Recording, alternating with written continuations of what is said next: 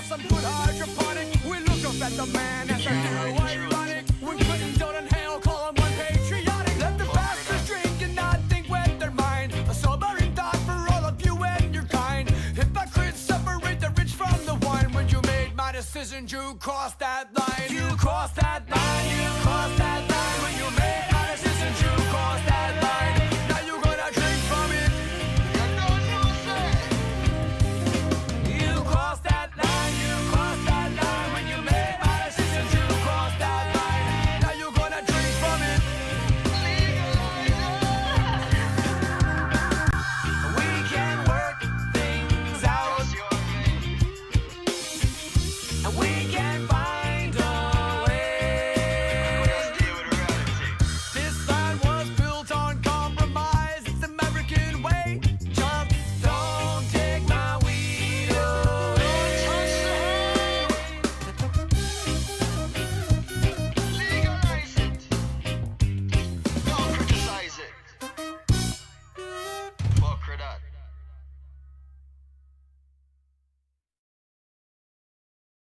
Little girl, are you out of your mind? Whoa, you can't turn all your corners in the blind. Whoa.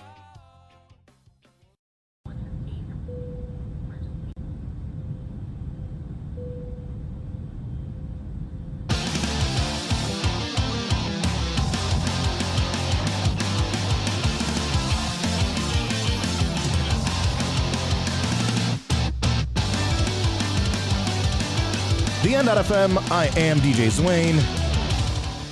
This is the Hijack. Thanks so much for hanging out. As always, randomly doing these shows. Typically, I just do it when I hear that there is a lot going on. And when there's a lot going on that I want to talk about, and I just compile it. And I do these shows, I record these shows, and I post them on the interwebs, and that's how podcasts work. So there you go. That was my TED Talk. So yeah, when things happen that I want to talk about, that chap my ass, I will break out the microphone and talk about it. And today is no different. There's a lot going on. There has been a lot going on, and I wanted to do it, but I was hesitating. I have a lot to do. There's a lot of production going on right now over at ZE, especially with the Downtown Sanford crew. So shout out to them. So I have a lot of stuff going on. So the tipping point for me today was when I heard that Donald Trump gets arrested and pleads not guilty. So that, obviously, I mean, that made me giggle. It is Pride Month. So shout out to my LGBT brethren and sistren. Is brethren a unisex term? Or a multi-sex term, I guess, in this day and age? Not the point. Big up to the LGBT community. And thank you for not the ones that have stayed in Orlando, not losing hope on us. But here's the thing. Well, let's talk about this first.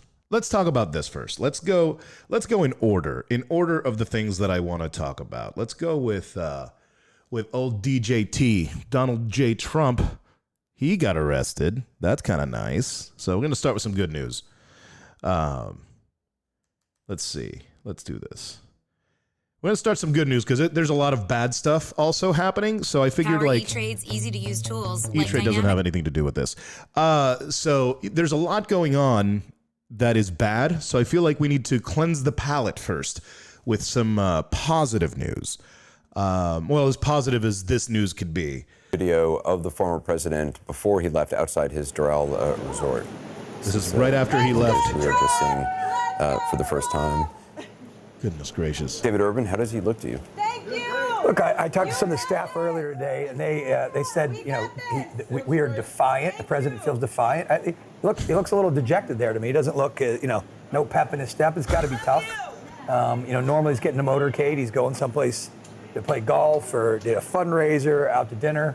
This is a completely different awesome. Completely different ride. I don't know who's getting in the vehicle with them to take that ride, but it's probably going to be a pretty quiet ride. I noted that when they arrived, that staff Stephen Chung and Susie Wiles, Boris Epstein, and Jason Miller kind of got out and stood outside the courthouse. I didn't see them go in at all, so I'm not sure whether they went in like they did last time. Boris, I know, sat at the table, the lawyer's table.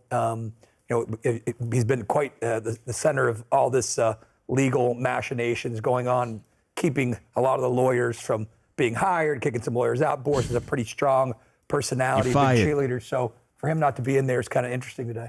So, okay. Obviously, good news that Trump is being brought to justice to an extent. He didn't get handcuffed, obviously. I mean, the handcuffing thing, I get. I would love to see him handcuffed. I think that would be awesome. But I just don't think that it's that big of a deal. I mean, what are they trying to do? What is this like?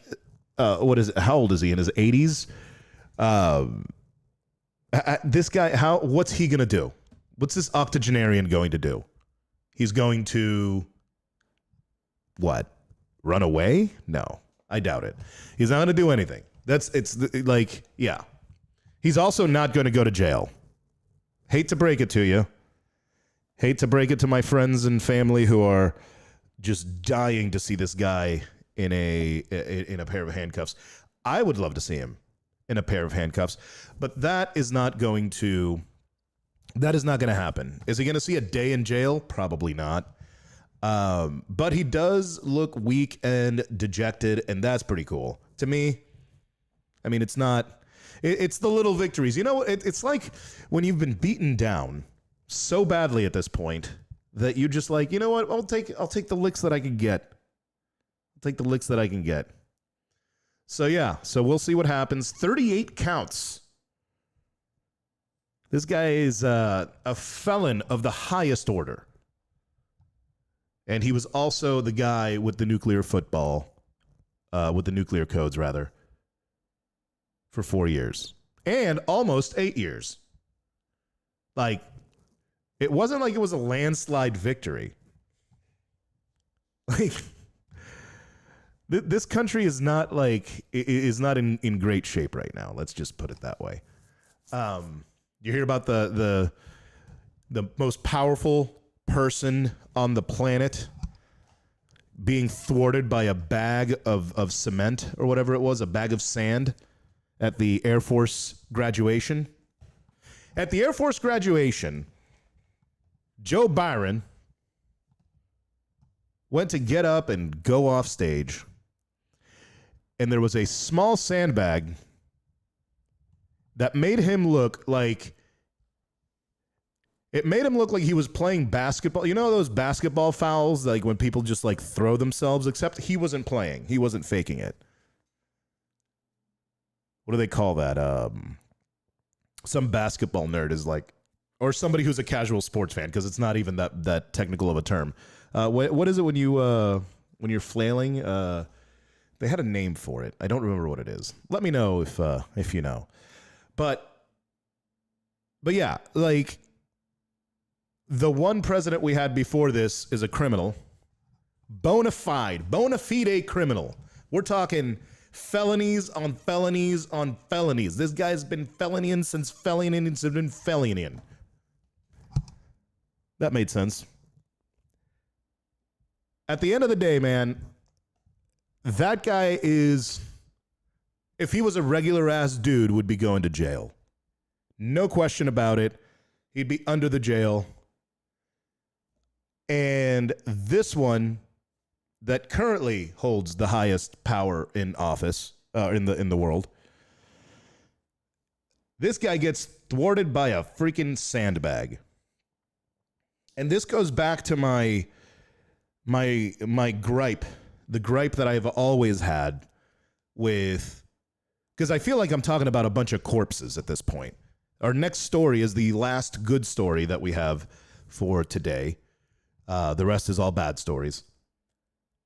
I feel like I'm talking about corpses because all of these people are so old. If I'm talking about Congress, I'm talking about a bunch of people that are supposed to be retirees, the demographic of the villages. So that's my issue, my overarching issue, regardless of good, bad, or indifferent. If you're old enough to retire, you're too old to be holding office. What is it, 65 or something like that? They're trying to push it up to 68. Or didn't that happen in France or something? I don't know. Basically, they're trying to push the age out. And it's infuriating because for so many years, these people have held office. Look at Dianne Feinstein. And look at, what's his name? The turtle. Mitch McConnell. Looking like the crypt keeper. And it's not just in government. It's not just in government that like you have ancient people in power. You look at entertainment. Look at all of the bands that are out right now. You know Corey Taylor, who's a great frontman. Slipknot is a fantastic band. Corey Taylor's 50 years old. Most of the bands, the rock bands that go out right now, are 50. I'm going to see the original lineup of the Misfits on Saturday the 24th in Tampa. I already got my ticket, so I can tell you. So I can go and, not get sold out. Oh, shout out to Karm for picking up those tickets. That was sweet that he thought about me. So, but I'm going to go see this band, the Misfits, who are a great band, historical band. They paved the way for so many others. So many people call them their inspiration. But Jerry Only and all these guys are fucking old too. Like, I feel like even the talented bands should do something to pass the torch. I'm not saying retire, although some of them absolutely should. But, and this goes with government, this goes with everybody. If you're over 65 years old and you are in a position of power, a position that is going to be affecting many, many, many people, certainly in government, government should have a way lower retirement day. And don't even get me started on lifetime appointments. So anyway, I just went from bands to government because that's, you know what? That's bands also, they are culturally relevant. And when you have culturally relevant people that are all north of 65, how old is Judas Priest? I saw HR of the Bad Brains. And he's not that old, but he's gone through some shit. And I got to tell you, it hurts. There comes a point when you see people at this level doing all of this, and it hurts to see them on stage. It hurts to see them, at the dais. It hurts to see them. It hurts to see them even like Dianne Feinstein is Weekend at Bernie's at this point. This lady is getting, she didn't know that she wasn't there. She didn't know that she wasn't there for a period of time, and she insisted. No, I was here then. No, you were in, the hospital or something. At what point are we going to let these people, go to the villages or whatever retirees do? Or in her case, probably hospice. Let's be honest. The average age of our government is 60? The average. It's insane. And in some months, we're going to have the race has already started, and it's between a bunch of old white guys and a couple of colored people and a couple of brown people, a couple of beige people. I mean, at some point, everybody's going to start crawling into the ring, and it's going to be ultimately statistically between two white guys, two old ass white guys. It's sad when the Republican Party, when Chris Christie is the most competent. I never thought I would say this. Chris Christie is the most competent person that they have running in the Republican Party. That's insane to me. That is insane to me that is this is the list of people that we have for our government. But yeah, at least this one is going to have a harder time, I hope, running for president again while he's dealing with his legal battles. I am hoping that his legal battles hurt him and they don't galvanize another crowd and the Democrats and the people on the left get lazy, because we're going to end up with another Trump. There is a non-zero chance that we will end up with a Donald Trump 2024 presidency. And I got to tell you, I'm not looking forward to it. So, but you know what? I promised one more piece of good news. One more piece of good news. And with that, I'm going to give you, let's see, where is it? Aha, here we go. Look at this. Look at this. Pat Robertson, broadcaster who helped make religion central to GOP politics, dies at 93. Another corpse. This is the corpse, or one of the corpses, responsible for the GOP being infiltrated by the religious right. So yeah, let's see here. This is out of the Associated Press. Actually, they have a video. Let's just do the video. Boom. Nations of the earth to say to the people of Israel, we are your friends, we are with you, and we believe that you are called by God to possess this land. For more than half a century, Robertson was familiar presence in American living rooms with the 700 Club. Robertson tried to run for president in 98, seeking the GOP presidential nomination. The President of the United States is a tenant in our house, and so as landlords of the White House, it is time to say this occupant's lease is expired, eviction must follow. The Arab nations want a conflict. They want to keep these suffering people in Gaza and in these refugee camps in Lebanon. And I want to point out that the house located on 1600 Pennsylvania Avenue is not Little Rock on the Potomac. So, for those of you uninitiated, Pat Robertson, if you were not an evangelical or grew up in an evangelical household in the 1980s and 90s, and I don't know, he's 93, so it could have been the 1920s when he started. Pat Robertson was a household name. Even as an immigrant evangelical kid, we knew about the 700 Club. In fact, the 700 Club aired in the Dominican Republic. In the Dominican Republic, it aired when I was there. It was called El Club 700. So, I guess he died in Virginia Beach, 93 years old. It was confirmed in an email by his broadcasting network. No cause was given. No cause was given. They told you he was 93. No cause was given. Fucking gotta be kidding me.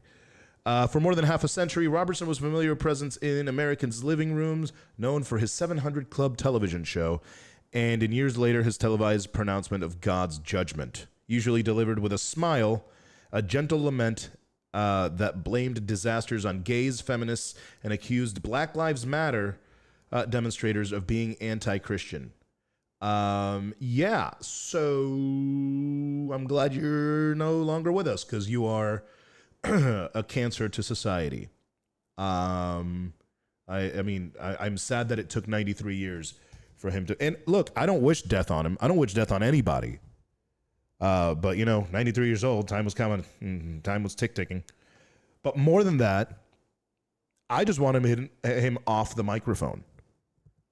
I don't wish death on anybody. I wish them, well, not anybody. Not anybody. We'll talk about some people that I am totally okay with wishing death on.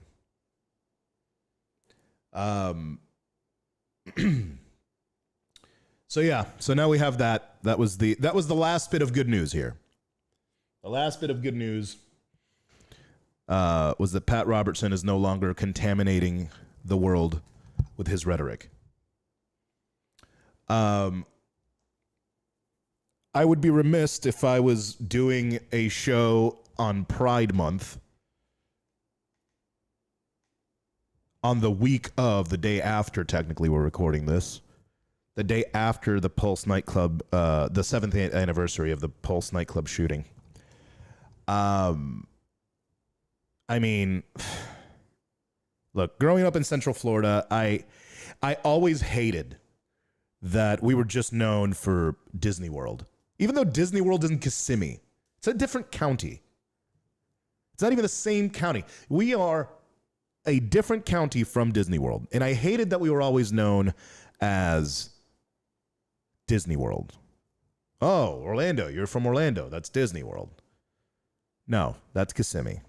But now, I hate that Orlando has become known for the Pulse shooting, the city of the Pulse shooting. It's not a good look. And it was perpetrated by someone who hated himself because he was gay. A hatred that was birthed out of religious fundamentalism. Religious fundamentalism that was rooted in hate. That man was gay. And he hated the fact that he was gay. So he went and mowed down 49 people and injured countless others, both mentally and physically. At the same time, I have to say, I love how responsive the majority of Central Florida and Central Floridians were reacting toward the Pulse shooting and, the fact that these people died.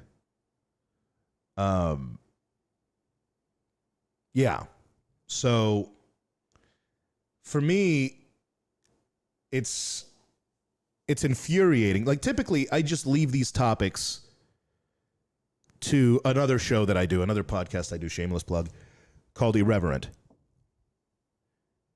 And I do it, and I leave it to that because mainly this type of hatred, this type of bigotry was the fuel. The fuel was perpetrated, or the fuel was fueled by Christians, evangelical Christians here in the States, and abroad you have obviously Muslim countries that will behead gay people and all that jazz. But this happened in Orlando. This happened in my backyard. This hit very close to home. Not only did I live and hang out walking distance from Pulse, I had people that were directly affected, from DJ friends of mine who were there working, to an ex-girlfriend who contemplated going there with her friends before deciding not to go that night. Her friends saw the shooter before they on their way out. This is some shit out of a movie. Except it's not. It's a nightmare that a lot of people haven't woken up from and won't. And while I say this, while I say that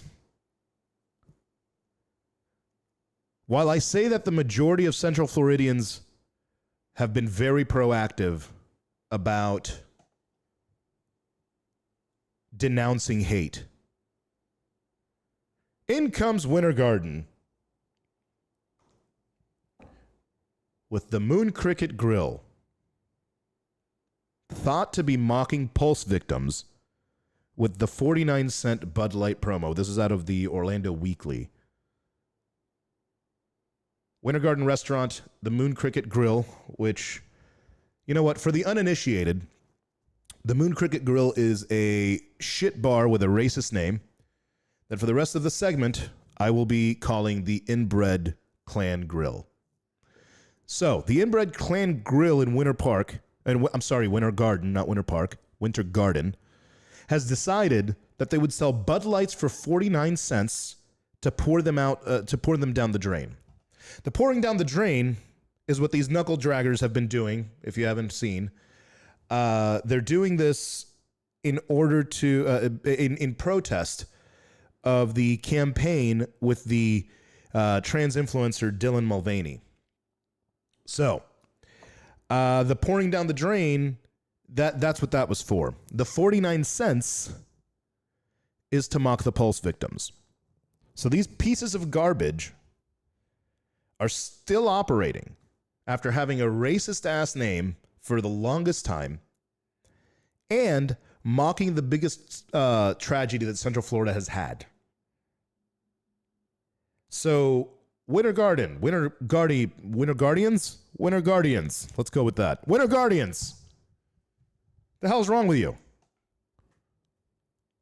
Are you still that backwoods that you patronize a place called the, well, Inbred Racist Grill? Is that what I called it? Inbred Racist Klan Grill? Either way. Winter Guardians. I'm going to call you Winter Guardians from now on. Winter Guardians, what's wrong with you? Are you still, like, you still don't get it? This place has been there for a minute. This isn't like a new place or something. These guys have been here forever. And they're still operating. Let's see here. This is out of the Orlando Weekly. Moon Cricket Grill posted to its Facebook a graphic offering 49-cent Bud Light bottles, asking customers to take one for the team. It's okay, quote, it's okay if you want to buy a bottle and have it poured down the drain. The image also read, the promotion was originally posted Wednesday, May 31st, before both Pride month started and the anniversary of the 2016, the anniversary month of the 2016 Pulse massacre in Orlando. What appeared to begin as an attempt to mock and troll reactions from the progressive community members was soon met with a barrage of commenters calling out the establishment. So it took this much. Okay, that's fine. Hey, look, better late than never. So let's see here. This is from a commenter. Quote, so I just went to the Moon Cricket in downtown Winter Garden to verify this ad that they had on their Facebook page was legit. I talked to the first person that I came in contact with and asked her about the legitimacy of the ad and what it meant, wrote commenter Andy Wright. She responded that the other people have made comment and also indicated that other people have questioned the number. I found it very interesting because I didn't specifically ask about the 49. So these guys know what they're doing, and that's the ad. You can only see part of it right there. Today's the day is what it says at the bottom. But it says, we've had a huge response to our goofy Bud Light special. We want to give everybody an opportunity to buy a bottle and pour out and need to limit 1 per customer to dump and 2 for those who want to drink. Thanks for your understanding. This post has since been deleted from the establishment's page. And I looked. The last thing that they posted was from, I think, October. So there is that. Yeah, so that is still something going on here in the beautiful state of Florida, in Central Florida. Really, it's embarrassing. To me, it's embarrassing. And The other thing, here's the thing, the most embarrassing thing about this is how much of it there is, how much racism, how much bigotry there is. Because this entire show has been a show about bigotry and racism, or something that was somehow connected to it. Trump in particular. I mean, he's just walking racist bigot. But now we have literal Nazis. Literal Nazis in Central Florida at Disney. This is, let's see, Orange County. Oh, no, this is in Orange County. This is Orlando. Let's see. But I thought I heard something about them. Our top story at anti-Semitic rallies in Central Florida over the weekend, sparking outrage and calls for action among people across the state. We're glad you're with us tonight. I'm Matt Austin. And I'm Lisa Bell. Demonstrators wearing Nazi clothing could be seen near UCF on Saturday and on an overpass along I-4 on Sunday. Some of you were even sending pictures into our newsroom as this was happening. Tonight we have team coverage. News 6's Nadia Yanis is speaking with Jewish community. I'm trying to restart the feed because it's not showing the video. For those of you who don't, who only listen, you're going to hear it again. But for those of you who are watching, you can also watch along. Let's see. So my son got me this weird. And all right, here we go. Our top story at 5, though, anti-Semitic rallies in Central Florida over the weekend, sparking outrage and calls for action among people across the state. We're glad you're with us tonight. I'm Matt Austin. And I'm Lisa Bell. Demonstrators wearing Nazi clothing could be seen near UCF on Saturday and on an overpass along I-4 on Sunday. Some of you were even sending pictures into our newsroom as this was happening. Tonight we have team coverage. News 6's Nadia Yanis is speaking with Jewish community leaders. But first we begin with News 6's Eric Von Enken, who has the very latest on how government and county leaders are reacting and the investigation into these demonstrations. Eric. Lisa, the Orange County Sheriff's Office tells me that right now they're trying to determine, did a crime occur here at this demonstration this weekend? Was it more than just a legal demonstration, hateful or not? They say was a crime committed when a fight broke out here. No more Jews. Men and women with neo-Nazi armbands, flags, and posters stood on the corner of this Waterford Lakes intersection on Saturday, shouting words of white supremacist hate. Orange County Sheriff's deputies confirmed this video is part of their active and open investigation into the demonstration, and this part of the video, a fight in the street, investigators say involved the demonstrators and a passerby. UCF Chabad Rabbi Chaim Lipsier says it was a Jewish UCF student who was punched in the video. Yes, it was a Jewish UCF student that kind of got into a little bit of an altercation with them. They pepper sprayed him and they spit on him and, shoved him around and stuff like that. Also over the weekend, troopers broke up this demonstration of hate on an I-4 overpass in Orlando, telling News 6 it's illegal to obstruct traffic or hang signs on overpasses. Local leaders almost immediately condemned the hate. State Representative Anna Escamani was among the first last night, followed by the Orange County Sheriff, the Orlando Mayor, the Orlando Police Chief, State Senator Randolph Bracey, Florida Senate President Wilton Simpson today, U.S. Senator Rick Scott, and just this afternoon, Governor Ron DeSantis. We're going to take our record in Florida and what we've done, sign the strongest anti-Semitism bill in the country. We've stared down companies who were indulged in BDS like Airbnb, and we've won. We've provided record funding for Jewish day schools, and we've had the strongest relationship between Florida and Israel than we ever had in terms of education, business, all these tremendous things that have happened since our state visit in 2019. And the governor also strongly pushed back, he says, against inferences from Democrats accusing him of having something to do with this. He says absolutely not. He says, as you heard there, Florida has always strongly supported Jewish people. He called these demonstrators this weekend malcontents, and another word that we can't say on TV. We're now live in Waterford Lakes. Eric Von Anken getting results. News 6. Eric, thank you. Oh my God.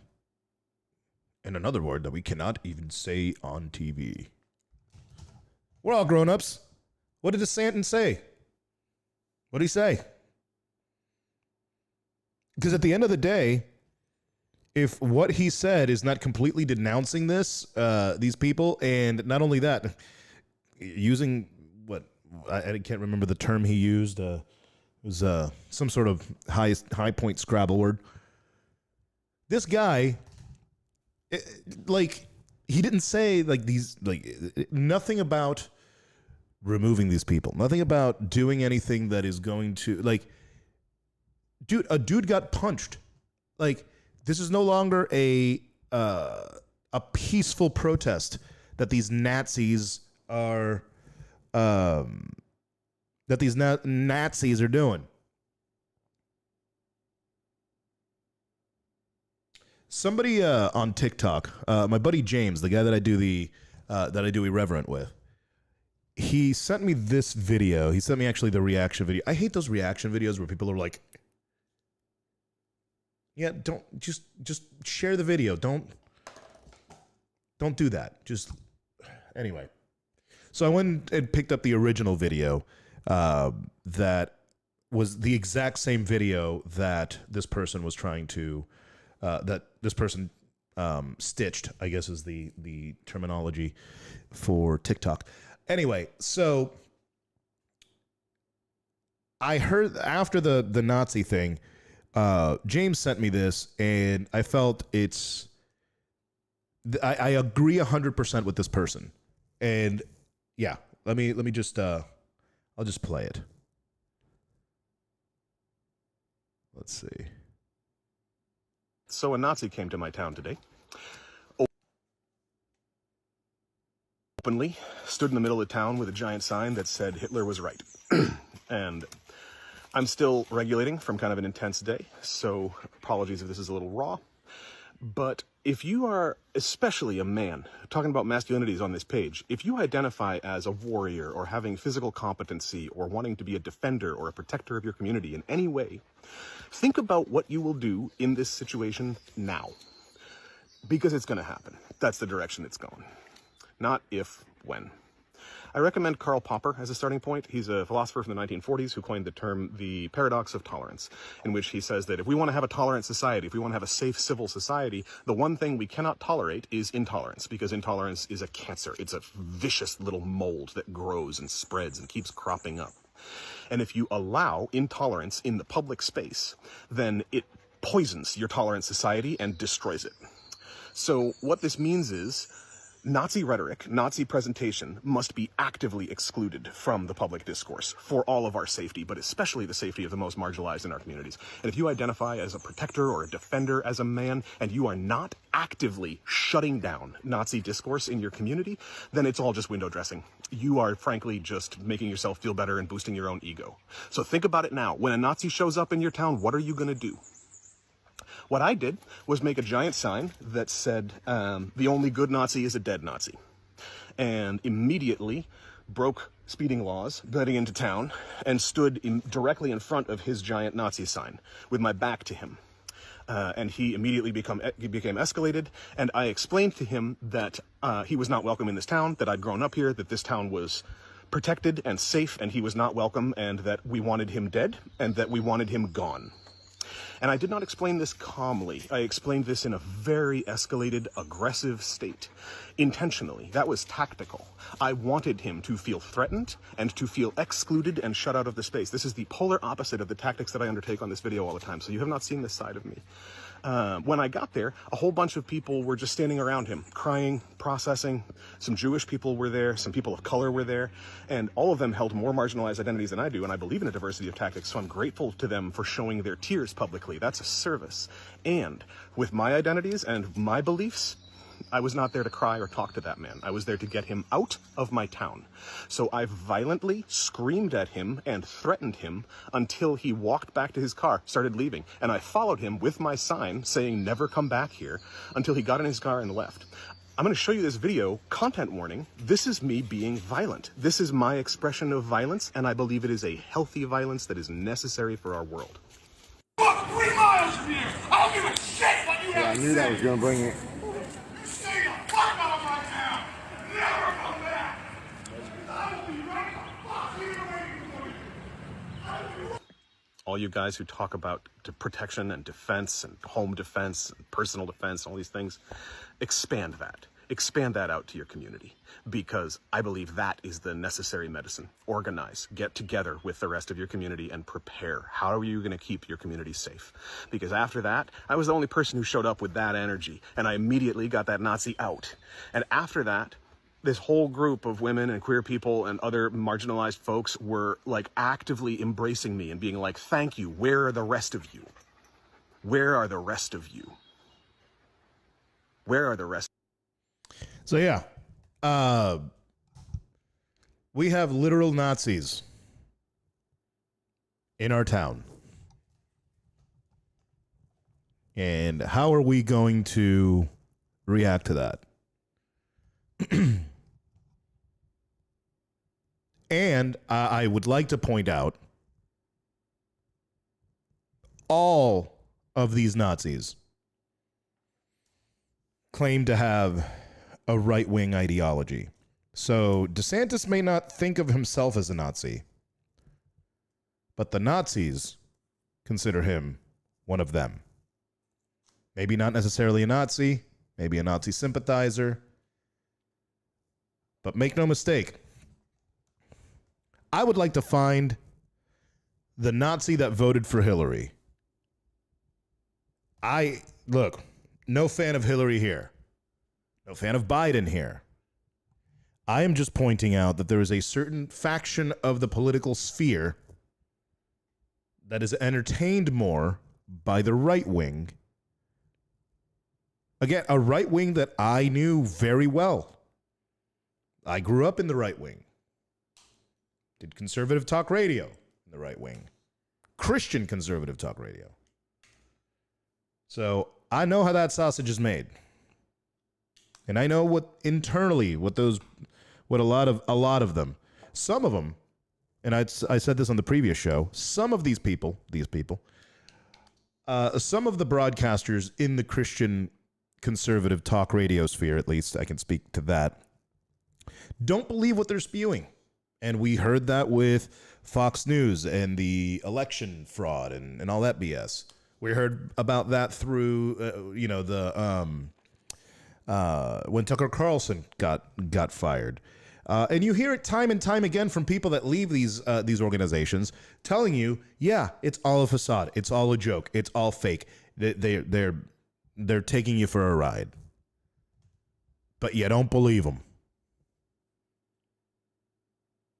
You still have entire towns like the Villages. Like if you're listening to this and you're in a more liberal state or country or, well, county, realize that there are people that look at your tolerance, that look at your wanting to better the world and calling it a snowflake woke something or another. But man, let a trans person go on their favorite fucking beer bottle and watch these motherfuckers lose their shit. Who is the snowflake now? In a bit of more complicated news, and to round out the show, with a little bit more, it's a piece of news that's a little bit more complicated. This is out of ABC News. The Unabomber, Ted Kaczynski, dies by possible suicide. This video is out of ABC News.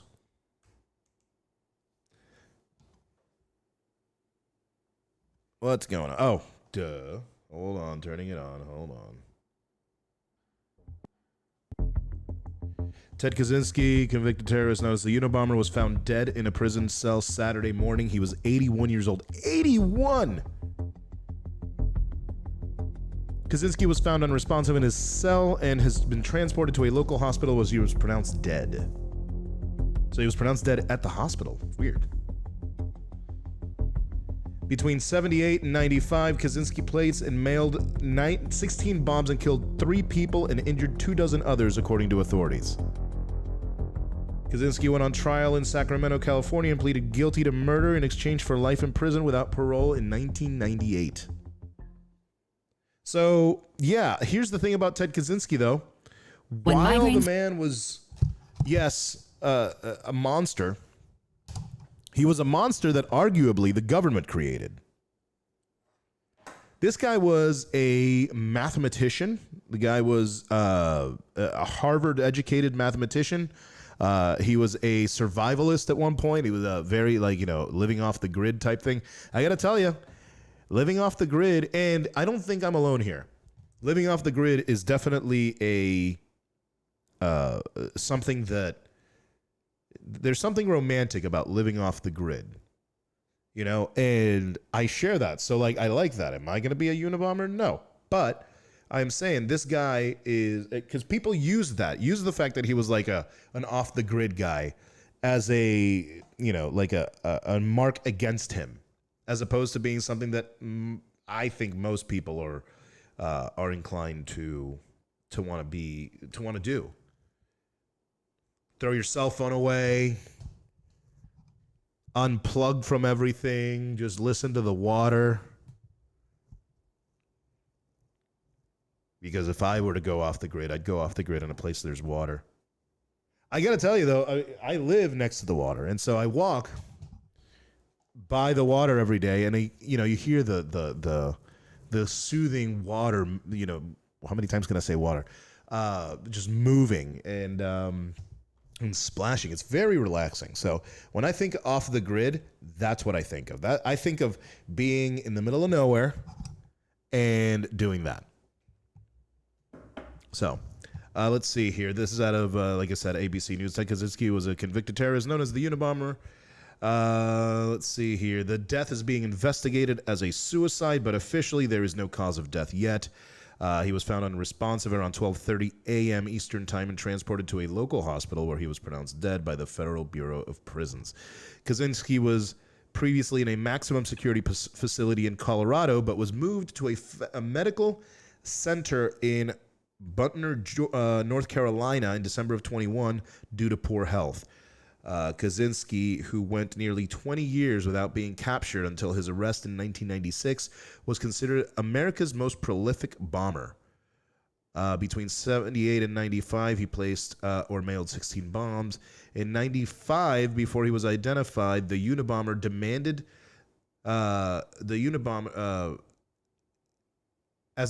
he demanded that his newspaper publish his long manuscript he had written, saying the killings would continue otherwise. Both the New York Times and the Washington Post published the 35,000-word manifesto later that year at the recommendation of the U.S. Attorney General, Director of the FBI.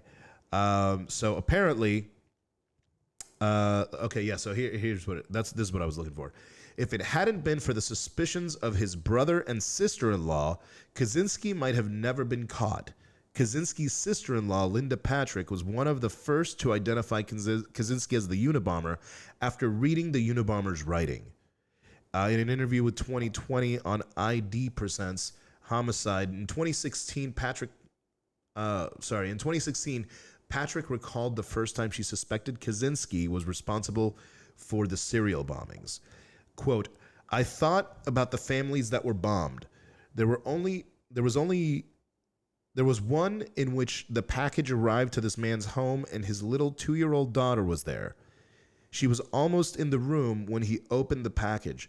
Luckily, she left, and his wife left, and he died, Patrick said. And there were others. And so I spent those days thinking about those people. Wow. Yeah, that's hard. Dude, that is rough. Would you do that? Would you? I mean, look, if my family member, I don't care who it is, if they're killing people like that, look, there's I don't snitch, but man, that is not, I would definitely have to do that then. But that's got to be rough. That cannot be an easy, I mean, you know what? It's a sister-in-law. Maybe she hated him. I knew he was an asshole. You know, he was probably like Kaczynski was probably like an arrogant prick. Like one of these, like, well, actually, one of those guys. You know those guys. And you can think of at least one person like that. And if you can't, well, it's probably you. My name is DJ Zwain. Thank you so much for listening. This was The Hijack. Make sure and check out The Hijack and check out all of the End.fm shows at the End.fm. You can check out the mixes. I sometimes will throw the mixes up from the previous Saturday. You can catch me at West End Trading Company every single Saturday starting at 10. Yeah, it's a lot of fun. We do top 40 and dance mainly, but we kind of deviate from that sometimes. So aside from that, we have a bunch of cool stuff coming up, and I promise you we're doing Irreverent soon. It's been a busy week, a busy month, a busy year really. So thanks for hanging out. My name is DJ Zwain. Follow me on all social media at DJ ZOUAIN, and I will talk to you next time. Peace.